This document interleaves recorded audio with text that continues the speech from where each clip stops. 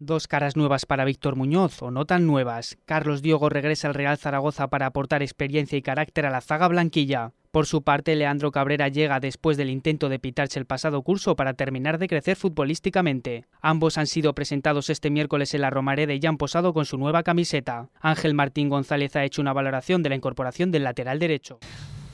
Yo creo que Carlos nos va a ayudar muchísimo en el equipo, es un jugador veterano con mucha experiencia, que la gente aquí lo quiere y va a ser un ejemplo para todos, ¿no? Siempre me ha gustado que la plantilla subiera gente así para que lo vieran cómo entrena, cómo ejemplariza sobre los demás jóvenes, ¿no? El propio Carlos Diogo espera mostrar el alto nivel que ofreció hace varios años en la capital del Ebro.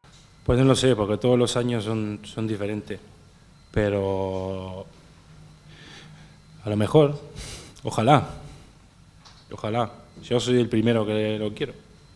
Yo soy el primero. Habrá que entrenarse, habrá que estar fuerte de cabeza también y dispuesto.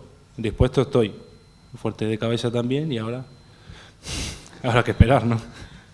Poco se puede esperar ya que el campeonato comienza en solo 10 días. Por su parte, Leandro Cabrera llega para explotar futbolísticamente en la Romareda. Sí, yo creo que sí. Yo, por suerte, los últimos años vengo jugando asiduamente en mis equipos, pero bueno, yo creo que este es el año que tengo que destacar para poder ayudar a Zaragoza y a todos mis compañeros, y creo que todos tenemos que dar el paso al frente. Antes de la presentación, el equipo aragonés se ha ejercitado sobre el césped con Rubén y Ruiz de Galarreta a las órdenes de Víctor Muñoz. El bloque empieza a tener color y todavía se esperan más novedades en las próximas horas.